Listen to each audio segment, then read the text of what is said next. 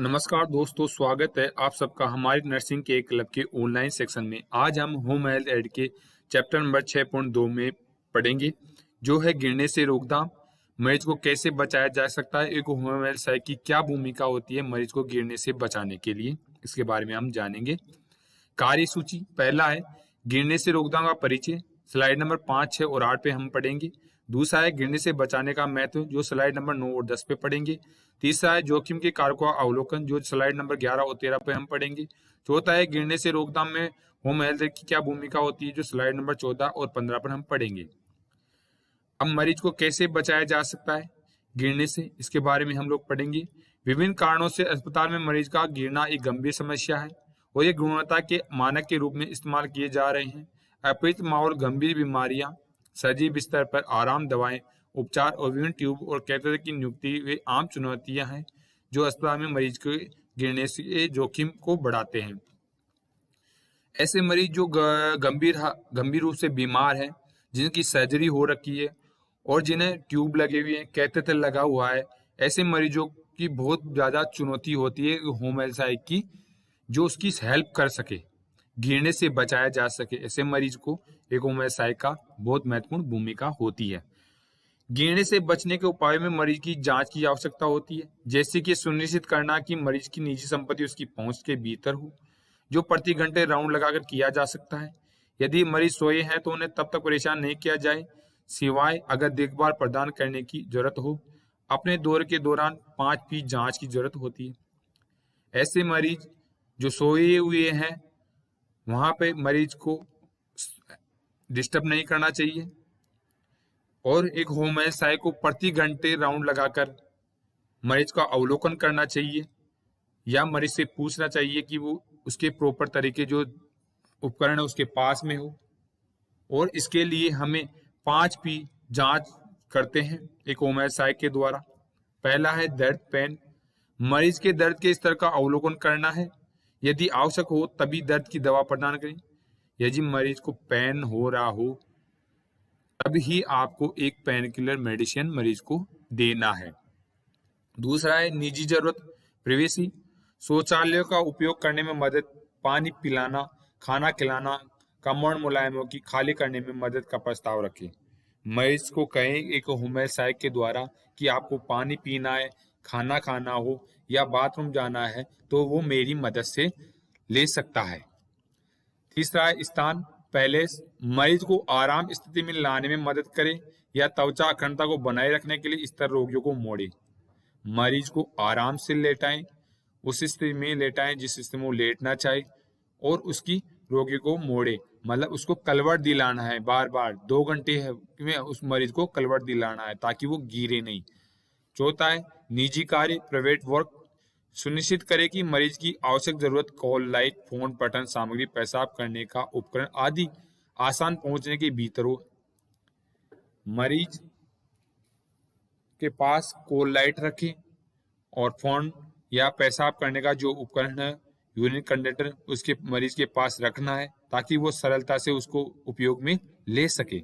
पांचवा है गिरने से बचे, प्रिवेंशन फॉर फॉल, मरीज को अगर आप उठा रहे हो या बैठा रहे हो, मरीज को अगर घुमाना ले जा रहे हो तो आप अपना भी ध्यान रखें और मरीज का भी ध्यान रखें ताकि आप भी ना गिरे और मरीज भी ना गिर पाए। मरीज परिवार से कहें कि जब मरीज बिस्तर से बाहर निकलना चाहे तो कॉल लाइट जलाएं और मरीज को आप एक होम हेल्थ साइक द्वारा समझा देना चाहिए कि आप जब भी बेड से उठो तो आपको कॉल बेल बजानी है या कॉल लाइट का प्रयोग करना है। अभ्यास प्रश्न फर्स्ट, आप जब मरीज की देखभाल करते हैं तो किन 5P का ध्यान रखना पड़ता है? पहला है दर्द, दूसरा है निजी जरूरत, तीसरा है स्थान, चौथा है उपयोग सभी। जी हाँ, हमारा उत्तर सही है, उपयोग सभी। अब गिरने से बचाने का क्या क्या महत्व होते हैं इसके बारे में हम जानेंगे। एक होम हेल्थ साइक का मरीज को क्या क्या महत्व बताता है इसके बारे में बताएंगे।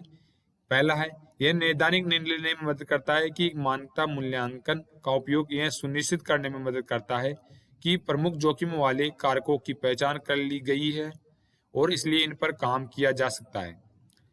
एक होम हेल्थ साइक के द्वारा मरीज का अवलोकन कर लिया गया है कि मरीज को क्या क्या आवश्यकता है, मरीज को गिरने से कैसे बचाया जा सकता है, इन उपकरणों को कैसे उपयोग करना है, मरीज को सब कुछ एक होम्योपैथी के द्वारा समझा दिया गया है। दूसरा है, यह सही रोगियों के लिए निवारक उपाय के लक्ष्य निर्धारित की अनुमति देता है। गिरने से रोकथाम और संसाधन आधारित होते हैं। संसाधनों को उन लोगों की ओर लक्षित किया जाना चाहिए जिन्हें सबसे अधिक लाभ होगा। मरीज को ऐसी चीजें का उपयोग बताने के ना चाहिए कि उससे कि इन चीजों से क्या लाभ होगा, वो गिरने से बच सकता है, ऐसी चीजों के बारे में एक होम्योपैथी को बता देना चाहिए। तीसरा है, यह देखभाल की योजना बनाने में सुविधा प्रदान करें। देखभाल की योजना बेहतर ढंग से विशेष आयाम पर ध्यान केंद्रित कर सकती है जहां मरीज को सबसे बड़ा जोखिम हो सकता। मरीज को संपूर्ण पूर्व से ध्यान रखना चाहिए कि मरीज को कई प्रकार की जोखिम नहीं हो। चौथा है, यह स्वास्थ्य कार्यकर्ताओं और देखभाल सेटिंग के बीच संचार की सुविधा प्रदान करता है। श्रमिकों की एक भाषा आम भाषा होती है जिसके द्वारा जोखिम वर्णन करता है। अब जोखिम के कारणों का अवलोकन कैसे करना चाहिए, एक होम्योपैथी को कैसे अवलोकन करना चाहिए कि मरीज का जोखिम से बचा सके। पहला है, गिरने का इतिहास। सभी मरीज जिनके हाल ही में गिरने का इतिहास है उनके भविष्य में गिरने का खतरा अधिक होता है। ऐसे मरीज जो अनकॉन्शियस हैं, जिनको सीजर आते हों, ऐसे मरीज को होम हेल्थ एक सहायक के द्वारा ध्यान रखना चाहिए। दूसरा है, गतिशीलता समस्या और सहायक उपकरण का उपयोग। मरीज जिन्हें अपनी चाल के साथ दिक्कत या चलने के लिए उन्हें सहायक उपकरण जैसे एक छड़ी या वॉकर की आवश्यकता होती है, उन्हें गिरने की संभावना अधिक रहती है। ऐसी मरीज जब चलता है उसके लिए एक सहायक उपकरण की आवश्यकता होती है, वह उसके द्वारा ही चल सकता है। ऐसे उनसे गिरे नहीं, उसके लिए उनको उपयोग करने का सही तरीका बताना चाहिए। तीसरा है, दवाइयाँ। बहुत अधिक दवाइयाँ खाने वाले मरीज या मरीज जो ऐसी दवाइयाँ ले रहे हों, बेहोश करने की क्रिया, भ्रम, बिगड़ा संतुलन या ऑर्थोस्टैटिक रक्तचाप परिवर्तन का कारण बन सकता है, उन्हें गिरने का खतरा अधिक होता है। ऐसे मरीज जो सेडेशन लेते हो, दवाई लेते हो, उनसे बचाने के लिए वो होम्योपैथी को उनकी एडवाइस करनी चाहिए। चौथा है, मानसिक स्थिति। प्रलाप, पागलपन या मानसिक ग्रस्त मरीज उत्सर्जित और उल्लंघन में हो सकते हैं जो उन्हें गिरने के जोखिम में डाल सकता है। पागलपन मरीज हो या मानसिक रूप से ग्रस्त व्यक्ति हो, उसमें होम्योपैथी को ध्यान रखना चाहिए। पांचवा है, संयम। रोगी जिन्हें बार बार पेशाब आता हो या जिन्हें बार बार सोच की जरूरत होती है, उनमें गिरने का खतरा अधिक होता है। ऐसे मरीज जो बार बार बाथरूम जा रहे हो, उन्हें बचाने के लिए उनके पास एक यूरिन कंटेनर पास में ही रख देना चाहिए ताकि वो उसी में यूरिन कर सके और वो उठ के बार बार बाहर नहीं जाए, जिससे गिरने से बचाया जा सके। अभ्यास प्रश्न 2, जोखिम के कारकों में क्या शामिल है? गिरने से का इतिहास, गतिशीलता समस्या, दवाई, उपयोग सभी। जी हाँ, उपयोग सभी। गिरने से रोकथाम में होम हेल्थ एड की क्या भूमिका होती है? पहला है, मरीज को गिरने को लेकर जोखिम को पहचानना चाहिए। दूसरा है, यदि संभव हो तो मरीज के कमरे में नर्स के स्टेशन के करीब स्थानांतरित करें। मरीज को नर्सिंग स्टेशन के पास में रखना चाहिए, ऐसे मरीज जो गिर सकते हैं उनसे। तीसरा है, मरीज को कम से कम हर घंटे जांच और निकट से ध्यान रखें। मरीज को हर घंटे में उसको जांच अवलोकन करना चाहिए ताकि वो मरीज गिरे नहीं, एक होम्योपैथी की भूमिका होती है। चौथा है, जब तक कि बिस्तर पर देखभाल प्रदान की जा रही हो, हर समय सुनिश्चित करें कि मरीज का बिस्तर न्यूनतम स्थिति में हो और 2 रेल ऊपर की ओर उठी हुई हो।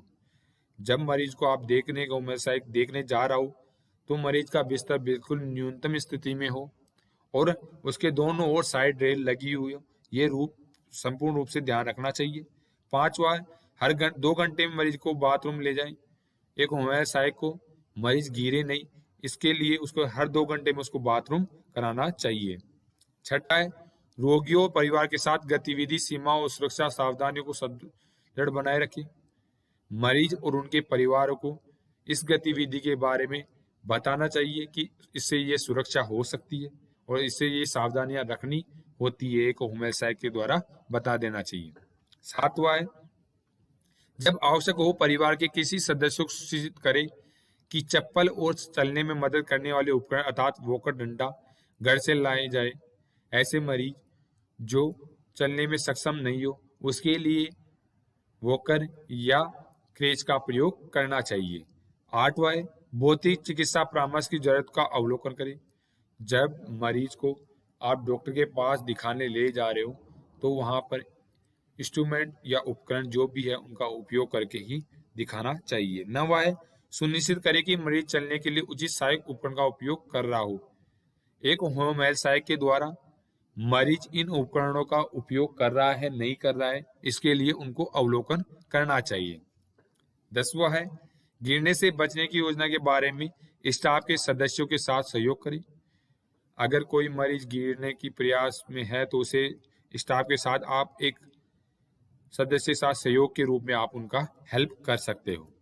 अभ्यास प्रश्न 3 गिरने से रोकथाम में होम हेल्थ की क्या भूमिका रहती है। मरीज को कम से कम हर घंटे जांच और निकट से ध्यान रखना चाहिए पहला। दूसरा है यदि संभव हो तो मरीज के कमरे को नर्स के स्टेशन के करीब स्थानांतरित करना चाहिए, सही है। तीसरा हर 2 घंटे में मरीज को बाथरूम ले जाएं, ये भी सही है। चौथा उपयोग सभी, तो अपना आंसर कौन सा सही है? उपयोग सभी, चारों आंसर अपना सही है। हमारा वीडियो आपको कैसा लगा कृपया करें हमें कमेंट जरूर बताएं और हमारे वीडियो को लाइक करें। और अगर आपने हमारे चैनल को सब्सक्राइब नहीं किया है तो सब्सक्राइब करें। थैंक यू, धन्यवाद।